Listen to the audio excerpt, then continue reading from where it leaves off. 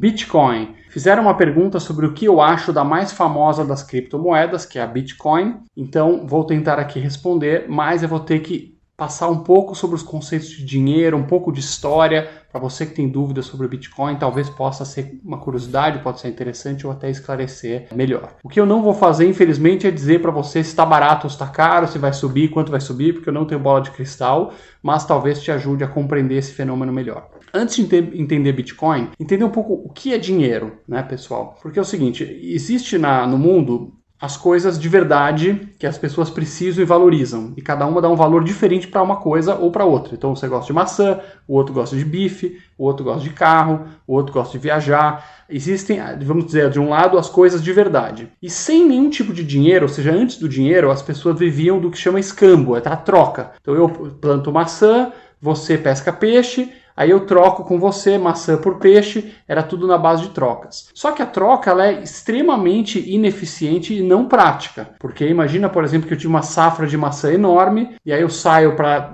preciso de peixe com você, só que você está sem peixe agora. E eu estou cheio de maçã. Então, às vezes eu tenho maçã e eu não quero peixe, eu quero a carne que está com o outro, mas o outro cara não quer maçã, quer peixe, então é uma bagunça. Em algum momento, as pessoas começaram a estabelecer um tipo de bem e ele começou a se tornar o dinheiro, ou seja, um método de pontuação. Ele é um método para tentar dizer quem tem direito ao que na economia real, né? Quem tem poder de direito, quem tem a posse de diferentes tipos de bens materiais ou serviços que as pessoas valorizam. Inicialmente, claro, o dinheiro foi escolhido um dos bens para ser o dinheiro. Não era ainda papel, não era um negócio teórico, ou seja, digital, como a gente tem hoje, ou impresso por bancos centrais, era um elemento que todo mundo precisava e que acharam que seria prático. Então, por exemplo, maçã seria um péssimo dinheiro, porque de cara ela apodrece. Então, não adianta ter um dinheiro que daqui a 5 dias ficou tudo podre, que você guardou todas as suas economias.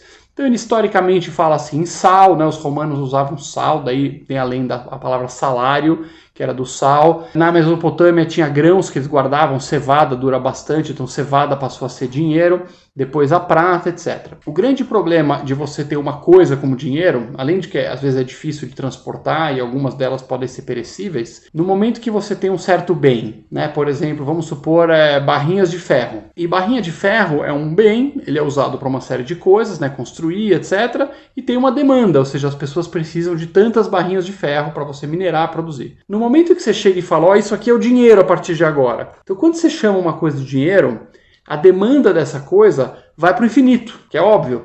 Antes você usava a barrinha de ferro para construir, para usar para as coisas de verdade, e você tinha uma demanda X. No momento que você fala, a barrinha de ferro não é mais só para construir, agora é dinheiro, você troca por qualquer coisa. Então a demanda, quer dizer, quanto as pessoas querem da barrinha de ferro? Elas querem infinito, o máximo possível. E aí, nesse momento, as pessoas têm um incentivo muito grande para sair minerando, sair produzindo mais. Então, a quantidade de barrinha de ferro começa a encher, muito mais do que os produtos de verdade. Então, você começa a ter muita barrinha de ferro e poucos produtos de verdade, né?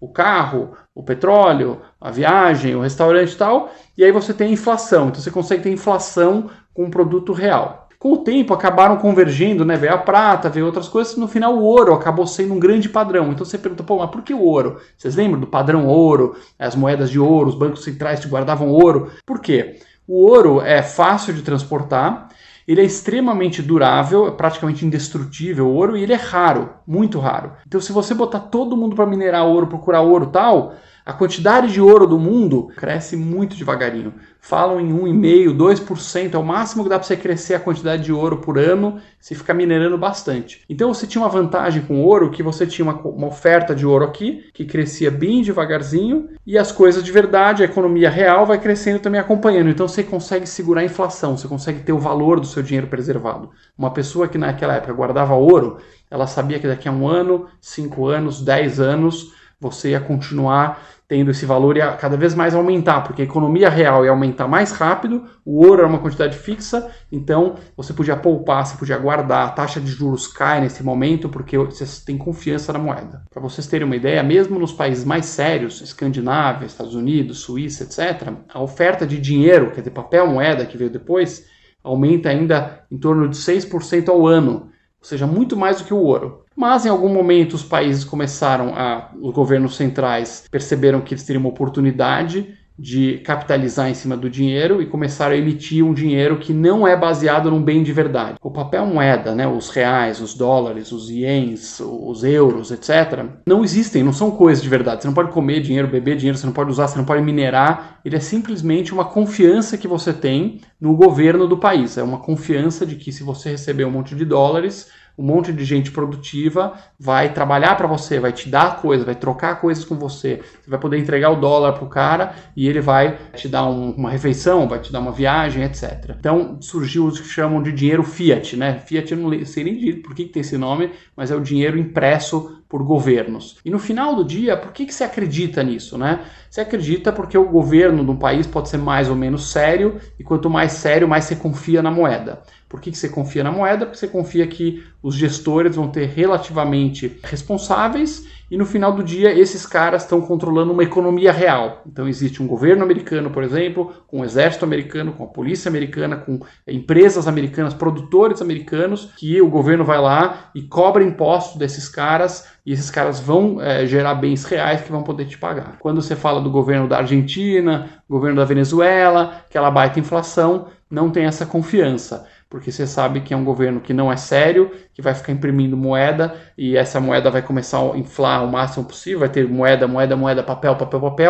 Os bens de verdade só diminuem porque os caras não sabem cuidar da economia, os caras infernizam os empreendedores, os caras espantam as pessoas produtivas, então as coisas de verdade na Venezuela vão caindo, a quantidade de papel vai aumentando e a inflação vai disparando. Então por isso você não confia, digamos assim, no bolívar venezuelano, mas você confia um pouco mais no dólar, ainda que mesmo no dólar ele vai inflacionando também, porque no limite os governos sempre vão acabar dando um totó na população. Inflação, em grande medida, em última análise, é isso. É um governo aumentando a oferta de dinheiro e roubando, especialmente as pessoas que estão mais distantes do centro do poder. Então, resumindo, você pode ter dinheiro em cima de um bem de verdade, como prata, ouro, comida, etc., só que tem suas limitações, ou você pode ter dinheiro fiat, que é emitido por governos, e você tem que confiar no governo, que ele não vai inflacionar, que na hora que apertar o calo lá do governo, um monte de gente pedindo, quero salário, quero mais benefícios, quero pensão, quero isso. Quando não fechar a conta, você vai ter que confiar que o governo não vai sair ligando a maquininha,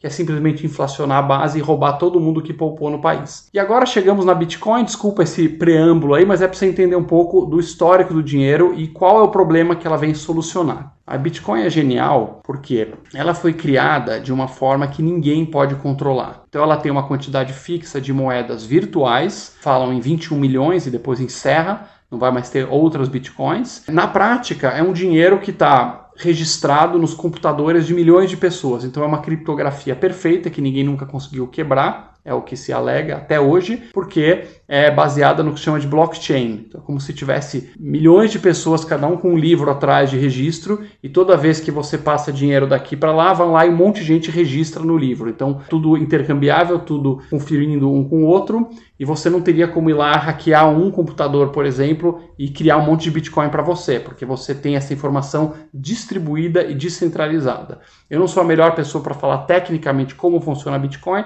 mas acho que deu para ter uma ideia. Então imagina que tem milhares de computadores, os blockchains estão lá registrando as transações, então Alexandre deu uma moeda para fulano. Fulano pegou meia moeda, passou para ciclano. Isso está registrado em um monte de lugar ao mesmo tempo, validado, então é impossível de hackear. E o mais importante é que ninguém, especialmente os governos, não consegue botar suas patas na Bitcoin.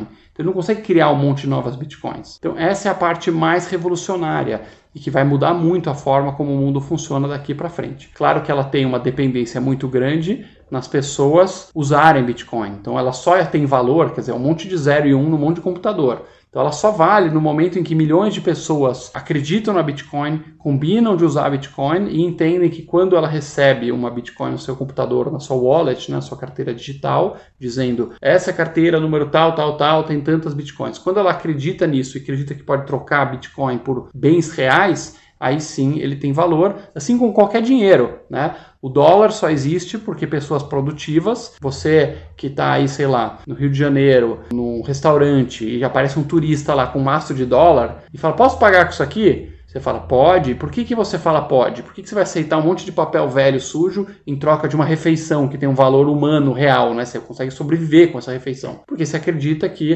por trás desse papel sujo tem milhões de outras pessoas que também acreditam nesse papel sujo e vão trocar o trabalho e o esforço delas com você. Na Bitcoin é a mesma coisa, depende da confiança das pessoas. Mas o fato de que os governos não põem suas patas, ninguém põe suas patas, isso faz muita diferença. E essa é a grande diferença, claro, entre a Bitcoin e outras criptomoedas que são geralmente emitidas por empresas. Então, as outras criptomoedas têm diferentes funções aí, mas sempre tem uma empresa, tem um grupo de pessoas que controla se vai ter mais moedas, se vai ter menos, se as regras dos programas de computador que regem essas moedas vão mudar ou não. Por fim, pessoal, do ponto de vista dos governos que querem controlar a economia, que querem taxar seus cidadãos, que querem garantir o que cada um está fazendo, quais são as transações que estão acontecendo, a Bitcoin pode ser uma péssima notícia, um verdadeiro pesadelo. Agora, do ponto de vista da liberdade das pessoas, especialmente em países autoritários, países corruptos, países falidos, em que você não pode confiar na moeda local, ela pode ser o alívio do sofrimento e uma solução para que a economia funcione para milhões de pessoas, muitas delas precisando sair da linha da pobreza. Espero que tenham gostado. Coloca aqui os comentários se você tem Bitcoin, se você tem alguma visão diferente da que eu coloquei. E por hoje é só.